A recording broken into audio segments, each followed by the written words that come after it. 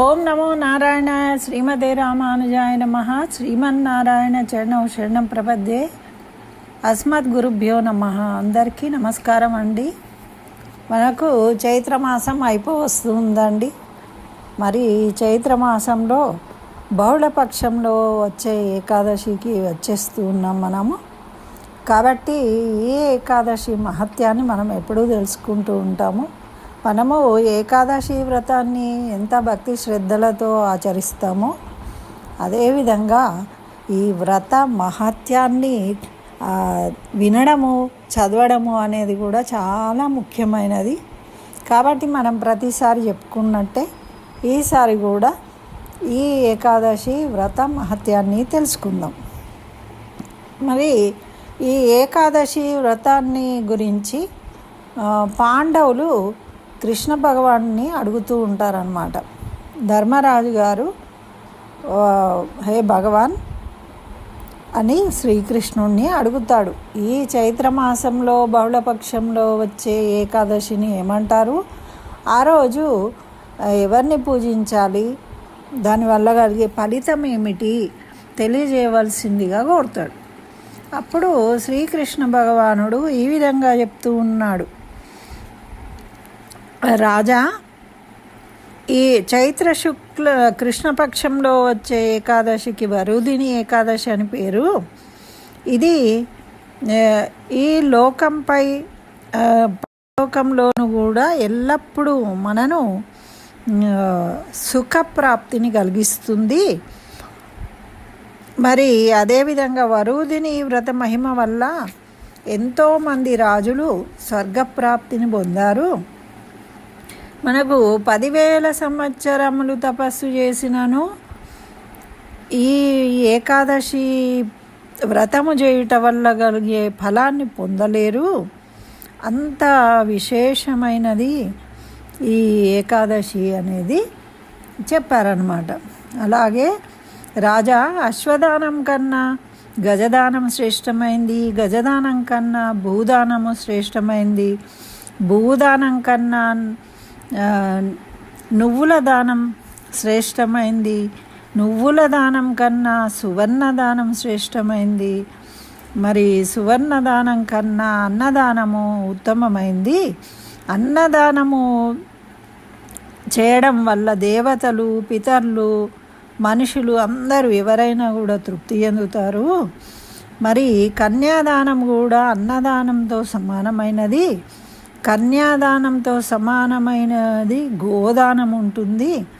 ఆ గోదానము కూడా విద్యాదానంతో సమానం కాదు. కాబట్టి దానములన్నింటికీ సమానమైనది, గొప్పది మానవులు వరుదిని ఏకాదశిని పాటించడం. ఈ వరుదిని ఏకాదశి వ్రతాన్ని ఎవరైతే పాటిస్తారో, ఆచరిస్తారో వారు అన్ని దానములు చేసిన ఫలితాన్ని పొందుతారు అని పాపచింతన చేత మోహితులై కన్య యొక్క అంటే ఆడపిల్లల యొక్క సొమ్మునుతో జీవనాన్ని గడపడం అనేది పాపము. కాబట్టి ఆ విధంగా ఎవరైతే తింటూ ఉంటారో వాళ్ళకి పాపం కలుగుతుంది. వాళ్ళు చేసిన పుణ్యాలు కూడా హరించుకుపోతాయి. కాబట్టి అటువంటి వారు నరకానికి పోతారు. ఈ వరుదిని ఏకాదశి ఎవరైతే ఆచరిస్తారో వారికి ఆ స్త్రీ ధనము వల్ల కలిగిన పాపం అనేది నశించిపోతుంది. కాబట్టి ఈ వరుదిని ఏకాదశి అనేది చాలా మహత్తరమైనది, మన సర్వ పాపాలను నశింపజేసేది అని తెలియజేస్తూ, మరి ఈ వ్రతము మనకు తెలుసు, ఉపవాసాన్ని ఆచరించడము, విష్ణువును పూజించడము, జాగారం చేయడము, ఈ వ్రత మహత్యాన్ని వినడము.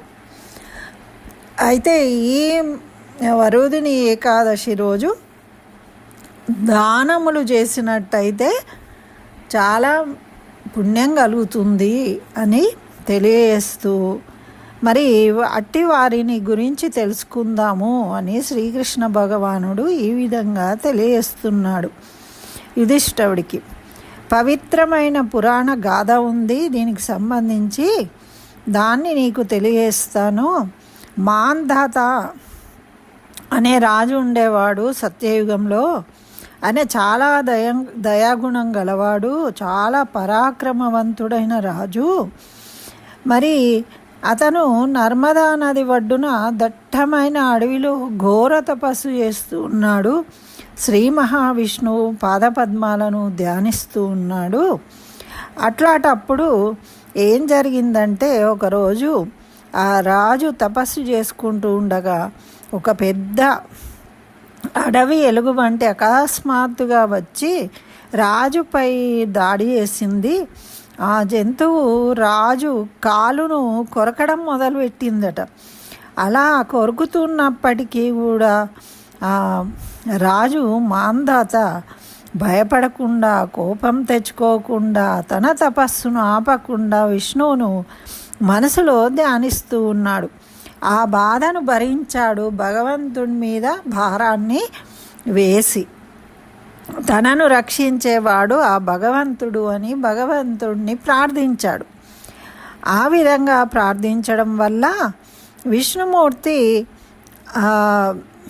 తను చక్రాయుధంతో ఆ ఎలుగుమంటిని సంవరించి రాజును రక్షించాడు. అయితే ఆ విష్ణుమూర్తి ఏకాదశి మహత్యం వల్ల ఇది జరిగింది అని ఆ మాంధాతకు ప్రత్యక్షమై తెలియజేశాడనమాట. రాజా, నువ్వు వరుదిని ఏకాదశి వ్రతాన్ని ఆచరించావు, అందువల్ల నీకు ఈ ప్రమాదం నుండి రక్షించబడ్డావు అని చెప్పి ఆ వ్రత మహిమను తెలియజేసిండు. అంటే ఆ విధంగా మాంధాత రక్షించబడ్డాడు. అదేవిధంగా త్రేతాయుగంలో ఇక్ష్వాకు వంశానికి చెందిన దుందుమర అనే రాజు శివుని శాపం వల్ల బాధపడుతూ ఉన్నాడు. అతను కూడా మునులు తెలియజేసిన విధంగా వరుదిని ఏకాదశి వ్రతం ఆచరించాడు. దానివల్ల ఆ వ్రత మహిమ వల్ల శాప విముక్తిని పొందాడు. తర్వాత ఉన్నత లోకాలను చేరుకున్నాడు. మరి ఈ ఏకాదశిని ఆచరించడం వల్ల దురదృష్టం అనేది తొలగిపోయి అదృష్టవంతులవుతారు. మరి 10,000 సంవత్సరాలు తపస్సు చేసినా కూడా దొరకనటువంటి పుణ్యము ఈ వ్రతం చేయడం వల్ల కలుగుతుంది అని చెప్తూ, రాజా, రాత్రి అందు జాగరణ చేసి మధుసూదనుడిని పూజ చేయాలి. అది అన్ని పాపాలను పోగొట్టి పరమపద ప్రాప్తిని కలిగిస్తుంది. యమరాజునకు భయపడే మానవులు ఈ వ్రతాన్ని చేసి నరకం నుండి విముక్తి పొందవచ్చు. కాబట్టి రాజా, ఈ కథను చదివినను విన్నను మానవునకు 1000 ఆవులను దానం చేసిన పుణ్యం లభిస్తుంది. మరియు వారి యొక్క సమస్త పాపాలు పోతాయి.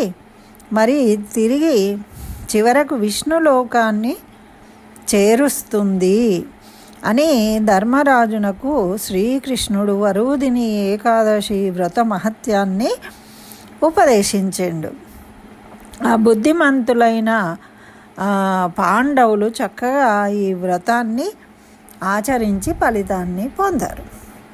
ఇదండి ఏకాదశి వ్రత మహత్యము. సాక్షాత్తు శ్రీకృష్ణుల వారు యుధిష్ఠిరుడికి తెలియజేసింది. అందరూ కూడా మీరు ఉదయం కానీ మధ్యాహ్నం కానీ విష్ణువును పూజించిన తర్వాత చక్కగా మనము ఈ కథను విని ఆ విష్ణువు యొక్క పాదాల దగ్గర అక్షంతలు వేసి వాటిని కొన్ని తీసుకొని మనం పెద్దలతోని మన తల మీద వేయించుకొని ఆశీర్వాదాన్ని పొందినట్టయితే మనకు ఆ వ్రత ఫలితం అనేది కలుగుతుంది.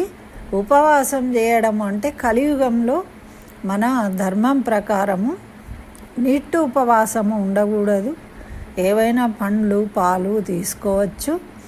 అసలు ఉండలేని వారు ఉప్పిడి పిండి తినవచ్చు అని మనకు శాస్త్రాలు తెలియజేస్తూ ఉన్నాయి. కాబట్టి భక్తి ముఖ్యం. మితంగా తినండి, చక్కగా విష్ణువును పూజించండి, విష్ణు సహస్రనామ పారాయణం చేసుకోండి, వీలైనంత శక్తి కొలది దాన ధర్మాలు చేసుకోండి. దానివల్ల మీకు వ్రత ఫలితం కలుగుతుంది. స్వస్తి. సర్వం శ్రీకృష్ణ చరణారవిందార్పణమస్తు.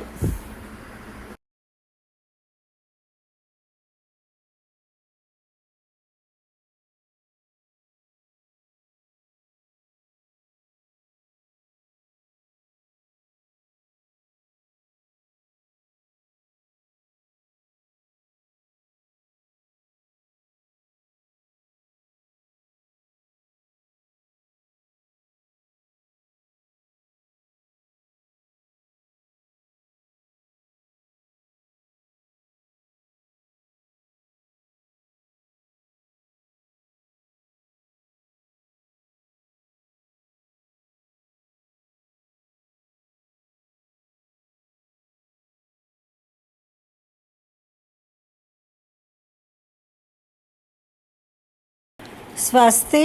సర్వం శ్రీకృష్ణ చరణారవిందార్పణమస్తు.